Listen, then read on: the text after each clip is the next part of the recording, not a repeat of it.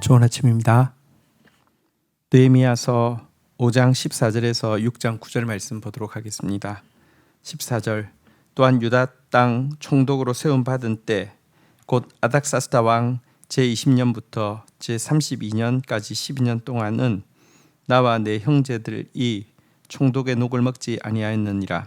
15절 나보다 먼저 있던 총독들은 백성에게서 양식과 포도주와 은 40세겔을 그들에게서 빼앗았었고 또한 그들의 종자들도 백성들을 압제하였으나 나는 여호와를 경외함으로 이같이 행하지 아니하고 16절 도리어 이 성벽 공사에 힘을 다하여 땅을 사지 아니하였고 내 모든 종자들도 모여서 일을 하였으며 17절 또 내 상에는 유다 사람들과 민장들 150명이 있고 그 외에도 우리 주위에 있는 이방 족속들 중에서 우리에게 나온 자들이 있었는데 18절 매일 나를 위하여 소 한 마리와 살찐 양 6마리를 준비하며 닭도 많이 준비하고 열흘에 한 번씩은 각종 포도주를 갖추었었나니 비록 이같이 하였을지라도 내가 총독의 녹을 요구하지 아니하였음은 이 백성의 부역이 중함이었더라. 19절 내 하나님이여 내가 이 백성을 위하여 행한 모든 일을 기억하사 내게 은혜를 베푸시옵소서. 여러분, 느헤미야서는 성벽 건축이고요. 성벽은 단지 어떤 성전과 성전이 상징하는 신앙적인 어떤 행위, 이게 아니라 성벽은 우리의 일상적인 삶을 이야기합니다. 사실 신앙이 바른 신앙이 있다고 하면 일상의 삶이 발라져야 되고요. 일상의 삶이 견고해야지 신앙도 건강한 신앙이 될 수 있습니다. 이 때문에 성벽 공사와 더불어 지금 뭐랄까요 부자들의 탐욕의 문제에 대해서 책망하고 또 우리가 이 가난한 우리 백성들을 돌아보자고 하면서 또 격려하고 그들에게 그렇게 할 수 있는 또 이제 뭐랄까요 본도 보여주고 또 방법도 제시하고 그런 부분을 우리가 보았는데요. 이 일을 위해서 먼저 느헤미야가 어떤 본을 보였는지 읽었던 14절부터 19절의 내용에 잘 나와 있습니다. 여러분 사실 이제 권력자들은 좋은 점이 개발 정보를 자신들이 가지고 있다는 뜻이죠. 왜냐하면 이제 예루살렘을 재건한다고 하면 어느 구역을 어떻게 하고 플랜이 있기 때문에 그러면 예나 지금이나 사실은 돈 벌기 가장 쉬운 방법은 오를 땅에 투자하는 것이죠. 그런데 느헤미야는 다른 관리처럼 부동산에 투자하거나 하는 일을 결단코 하지 않았다라고 기록하고 있습니다. 오로지 성벽 건축 그리고 백성들의 삶을 건축하는데 집중되어 있었습니다. 뿐만 아니라 그 재임 기간 동안에 백성들에게서 무언가를 권력을 이용해서 강탈하는 일도 전혀 없었고요. 당연히 받아야 하는 정당한 녹도 재임 기간 12년 동안 전혀 받지 않고 자비량으로 일했던 것을 기록하고 있습니다. 여러분 이거 정말 그런 경우가 참 드물죠. 다른 총독들은 총독되는 이유가 마른 백성 섬기기 위해서 한다고 하지만 솔직히 말하면 백성들을 압제하고 착취하기 위함이고요. 이런 모습은 그들의 하인들에게도 영향을 끼쳐서 어떤 그 뭐랄까요 지배자의 집에 뭐 한 자리라도 무슨 종자리가 있으면요 그때부터 백성들을 얼마나 압제하는 것이 그 당시의 모습이고 오늘 또 우리의 모습이지 않습니까? 하지만 자신은 물론 또 그들의 종들도요 이런 모습이 전혀 없을 뿐 아니라 공사하고 또 영적 전쟁하는데 온 힘을 다했고 앞장서는 모습을 보인 것이 느헤미야였습니다. 또 특별히 당시에는요 총독에게는 많은 참모나 식솔들을 먹여야 하는 문화가 있었고요. 그래서 그가 하루 이제 식사하는 양이 나와 있습니다. 또 특별히 이제 당시는 페르시아가 그 다스리고 있는 상황에서 여러 이제 신하들이 이제 이 어쨌든 식민 지배를 당하고 있는 곳이기 때문에 본국으로부터 이제 와서 순찰도 하고 무슨 교류도 하고 이런 사람들이 오면 총독이 그들을 식사를 대접하는 것이 이렇게 대단히 중요한 일이었습니다. 요즘도 외교 사절이 오면은 이렇게 이제 청와대에서 막 이렇게 만찬을 하고 막 이런 게 있잖아요, 그죠? 그 책무가 총독의 일이었습니다. 이러다 보니까 기본적으로 하루에 준비하는 식사의 양이 한 500인분의 식사를 준비를 해야 되는 상황이었던 것도 여기에 기록하고 있습니다. 그러면 이것만 해도 비용이 얼마나 들었겠습니까? 하지만 그는 전혀 녹을 받지 않았습니다. 이유가 무엇이었을까요? 사실 사람이 주는 보상보다 하나님이 주는 보상을 더 크게 여기는, 사람에게서 빼낼 수 있는 것보다 하나님을 감동하면 하나님이 주실 수 있는 것이 훨씬 크다는 것을 그는 분명히 아는 사람이었습니다. 이것이 그가 하나님을 경외하는 사람이라는 것입니다. 또 한 가지는 중한 노동 가운데서 가난한 가운데 헌신하고 있는 백성들을 사랑하는 마음이 너무 컸기 때문에 백성들의 것을 받으려 하지 않고 이렇게 자비랑해서 일을 했던 것입니다. 그리고 이 일에 대해서 백성들은 잘 알아주지 않습니다. 여러분, 백성들은 악한 압제자가 막 착취를 해도요 그다지 잘 모르고요, 또 선한 통치자가 선정을 베풀어도 그다지 잘 모를 수 있습니다. 그러나 하나님은 정확하게 보시는 분이시거든요. 그런 이와 같이 지도자들에게 이렇게 그 경제적인 부분에서 착취하지 말 것에 대해서 이렇게 책망도 하고 솔루션도 제시하고 했지만 자기부터 본을 보이는 사람이었고요. 그리고 또 그의 모든 희생에 대해서는 하나님께 맡기는 사람이었습니다. 내 하나님이여, 내가 이 백성을 위하여 행한 모든 일을 기억하사 내게 은혜를 베푸시옵소서. 하나님이 그리고 이런 사람에게 어떻게 은혜를 베푸시지 않겠습니까? 하나님은 좋으신 하나님이고 공의로우신 하나님이신데요. 우리도 느헤미야와 같은 삶을 살고 또 하나님께 이런 기도할 수 있는 사람이 되기를 주의 이름으로 축복합니다. 자, 6장 1절부터 보도록 하겠습니다.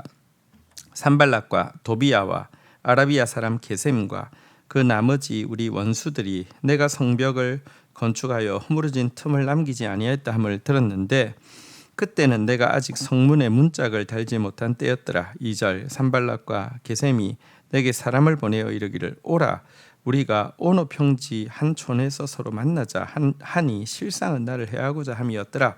3절 내가 곧 그들에게 사자들을 보내어 이르기를 내가 이제 큰 역사를 하니 내려가지 못하겠노라. 어찌하여 역사를 중지하고 너희에게로 내려가겠느냐 하며 4절 그들이 4번이나 이같이 내게 사람을 보내되 나는 똑같이 대답하였더니 5절 산발랏이 5번째에는 그 종자의 손에 봉하지 않은 봉투를 들려 내게 보냈는데 6절 그 글에 이르기를 이방 중에도 소문이 있고 가스무도 말하기를 너와 유다 사람들이 모반하려 하여 성벽을 건축한다 하나니 내가 그 말과 같이 왕이 되려 하는도다. 7절 또 내가 선지자 중을 세워 예루살렘에서 너를 들어 선전하기를 유다에 왕이 있다 하게 하였으니 지금 이 말이 왕에게 들릴지라. 그런즉 너는 이제 오라 함께 의논하자 하였기로.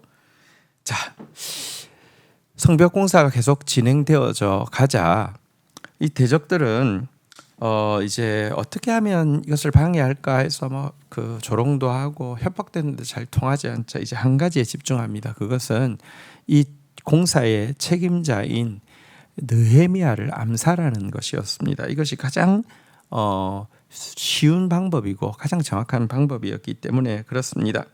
그래서 어떻게든지 그럴듯한 명분으로 느헤미야를 불러내려고 했습니다.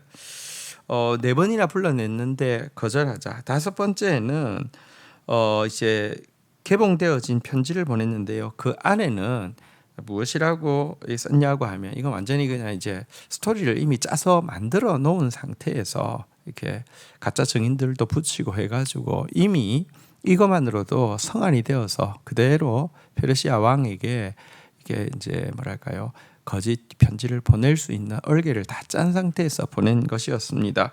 어떤 내용이었습니까? 지금 느헤미야가 유대인들을 부추겨 반란을 꾸미고 있다는 소문이 온 나라에 퍼졌다. 특별히 가스무라는 사람은 그 구체적인 일정까지 우리한테 밀고 하였다. 성벽 공사가 이제 완성 되는 날 왕위에 오를 것이고 그날을 위해서 이 느헤미야의 왕위 등극을 공식적으로 선언할 선지자까지 지금 수배해 놓았다라는 구체적인 첩보가 있다 이렇게 이야기하면서 이 문제에 대해서 우리가 페르시아 황제에게 지금 이제 이런 중차대한 첩보를 접수했기 때문에 지금 올려야 하는데 올리기 전에 진짜 그러한지 또 너 당신에게 억울한 일이 없는지 한번 듣고 한번 조절하려고 하니 만나자 이런 식으로 편지를 보냈습니다. 여러분 당시 여러분 그 고대 시대에는요 왕의 말 한마디면 그냥 목이 날아가는 것은 아무렇지 않고요. 그렇기 때문에 얼마나 많은 그 모함들이 있고요. 또 모함들이 실질적으로 역사하는 경우가 얼마나 많았습니까? 만약 그렇게 된다고 하면 자기의 목은 당연하고 또 이스라엘 민족의 미래도 이 성벽과 성전의 미래도 한순간에 무너질 수 있는 참 정말 무서운 이 음모를 세워놓고 부를 때 여러분 느헤미야도 마음이 굉장히 복잡할 수밖에 없었을 것입니다. 자 여기에 대해서 8절 보겠습니다. 내가 사람을 보내어 그에게 이러기를 내가 말한 바 이런 없는 일이요 내 마음에서 지어낸 것이라 하였나니 9절 이는 그들이 다 우리를 두렵게 하고자 하여 말하기를 그들의 손을 피곤하게 하여 역사를 중지하고 이루지 못하리라 함이라. 이제 내 손을 힘있게 하옵소서 하였노라. 자, 이 참 무시무시한 거짓말들 그리고 이 거짓말이 솔직히 세상에서 얼마나 잘 통합니까? 무시무시한 위협감을 느꼈지만 여러분 이 일에 대해서 느헤미야는요 다시 한번 그들의 말을 무시해 버립니다. 내가 말한 바 이런 일 없는 일이다. 너 마음에서 지어낸 일이다 라고 이야기하고 네가 지금 그 말을 하는 것은 우리 두렵게 하고 우리를 피곤하게 해서 이 공사 중지하려는 의도밖에 없다. 그래서 나는 내려가지 않겠다. 이렇게 답변을 하고 있는 내용이었습니다. 여러분 사실 사단의 거짓말은 굉장히 위협적입니다.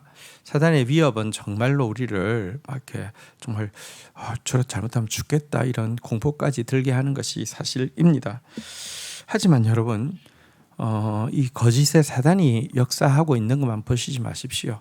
참이신 하나님이 역사하고 계시고 성전 이 재건이 성벽 재건이 하나님께로 말미암은 일이라고 하면 하나님 쉬시지 않고 계십니다. 그가 마지막으로 이제 내 손을 힘있게 하옵소서 누구에게 부탁하였습니까? 하나님께 부탁하였습니다. 이 두렵게 하려고 하고 힘 빠지게 하려고 하고 피곤하게 하려고 하는 이 모든 공격들 아시는 주님 하나님께 올려드립니다. 내가 구하는 것은 나를 힘있게 하사 하나님 맡겨주신 일 하나님 하라고 하신 일 감당케 하옵소서 하고 기도하고 나아가는 것입니다. 영적 지도자는 아무리 험난한 대적들의 공격 앞에서도 기도로서 하나님께 맡겨드리고 기도로서 힘을 얻어서 기도로서 승리하는 사람이 바로 영적 지도자입니다. 느헤미야의 기도가 우리의 기도가 되기를 바라고 느헤미야의 승리가 또 우리의 승리가 되기를 주의 이름으로 부탁드립니다. 주신 말씀 붙잡고 기도하며 나가도록 하겠습니다. 하나님, 느헤미야가 이스라엘 지도층들의 탐욕의 문제를 책망하고 또 어떻게 가난한 자들을 실질적으로 도울 것인지에 대해서 구체적인 방안을 제시할 수 했고 그것이 효과를 미칠 수 있었던 것은 그가 참으로 정말 헌신된 경제생활 정말 백성들을 사랑하고 백성들의 상황을 살펴서 자기를 희생하는 경제생활이 있었음을 보게 됩니다. 하나님 저희들도 이 재정적인 부분에서 정말 하나님 앞에서 참 헌신되고 또 본이 되는 그런 사람으로서 하나님 나라를 섬기는 자 되어질 수 있도록 도와주시고 그리고 이 모든 일에 대해서 기억하시고 은혜로 갚아주실 하나님을 돈보다 더 크게 볼 수 있었던 느헤미야의 믿음 우리에게도 허락하여 주셔서 우리의 행위가 주님께 기억된 바 되고 우리의 행위에 주님께서 은혜로 갚아주시는 것을 경험하는 자 되어질 수 있도록 인도하여 주옵소서. 하나님 영적 전쟁에서 영적 지도자를 죽이고 영적 지도자의 힘을 빼기 위해서 악한 사단이 어떻게 일하는지를 똑똑히 보게 됩니다.